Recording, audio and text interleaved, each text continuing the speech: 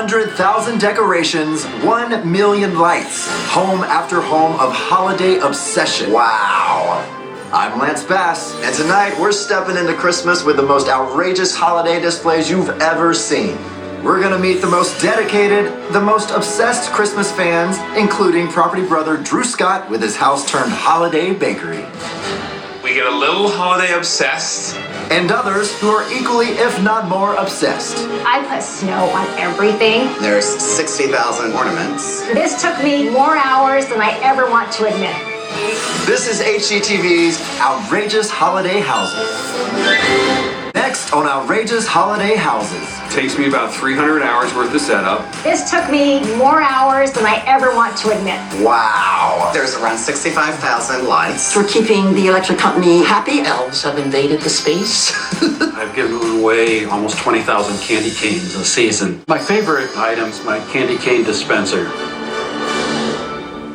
Next on Outrageous Holiday Houses. This tree has 500 ornaments. They said, gosh, 1 million. I said, what? 1 million lights? So you start September 1st decorating this house. I do all the decorating myself. We start listening to music in October. Oh, don't tell me that. At any given time, you could turn around and see the sidewalks just filled with people walking up and down. Nothing says childhood passion quite like a train. I know I was totally obsessed. Add a healthy dose of Yuletide DIY, and you've got yourself a full-blown holiday extravaganza. For Frank Palomini and his wife Diane, they took their 30-year obsession next level. With a custom built-by-hand train and outdoor light display that, believe it or not, includes a candy cane dispenser which delivers over 20,000 canes a season. Christmas is definitely my favorite time of the year. Definitely. Yeah. He really is Mr. Christmas. Well, this got started about 41 years ago. I had bought a train for my young son. He was celebrating a birthday, and when we gave it to him, he played with it for about 5 minutes and then decided to play with the box more. So Christmas time, I had an idea that I was going to make the train into a display. From that point, it started a tradition, and every year since, we've been putting this train up as a Christmas display. Over time, this holiday oasis in the desert grew. At first, it was a novelty. As more and more people came to see it, they kept on knocking on the door and thanking us for putting together such a different kind of display than they were used to. Of course, that just gives me more ammunition to put more and more stuff into it. And little by little, I just kept on adding to the train. Despite Frank's best efforts, keeping the original train intact over 4 decades hasn't been possible. But he always found a way to make it bigger and better. The train head began to fall apart because it was plastic and it was a one-of-a-kind. So I started from scratch and built myself a new engine just to keep it going. Frank and Diane have also lit up the desert with snowflakes, a Ferris wheel. The Ferris wheel is another device that I built about 6 years ago, built entirely out of PVC and LED light strings. So everything here is available locally at your hardware store. I added a motor here that I purchased, and that just drives the whole thing.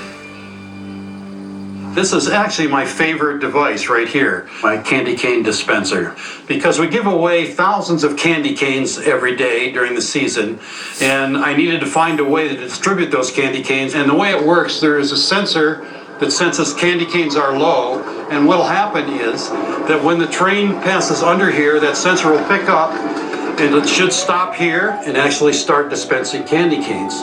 When it's done, it'll take off again. There's even a volcano that erupts every time the train goes through it. And everything is built from scratch. I made the volcano out of mostly like paper mache and wire. He helped me with the chicken wire part of it, and we put paper mache over top of it, quite a few layers. Inside is paper mache and the outside is fiberglass, so it will stand the weather. All right, this display over here that I put in my little garage is a Santa and a bear that recites The Night Before Christmas. And it's got a bandbox in there. People love this display because it is interactive, so the children love to come up and push buttons. It's something that I have to work on all year round. I have my hobbies, but I work on Christmas literally all year with tree programming or computer programming for the train. This is a lot of work, and you have to wonder, why do they do this? The feeling that we have at Christmas, I think, is, I guess the single most thing is love. We both love it so much. The display plays a big part of Christmas for me. And it's fun to do. It is. We have a lot of fun, and Yeah. sometimes we'll come up with an idea and try to make a new project, and it consumes months of our time, but it's a fun thing to do together. And hopefully it'll continue for a number of years. My son promised he would continue after I'm gone, so I'm holding him to it. I told him I'll come back and haunt him.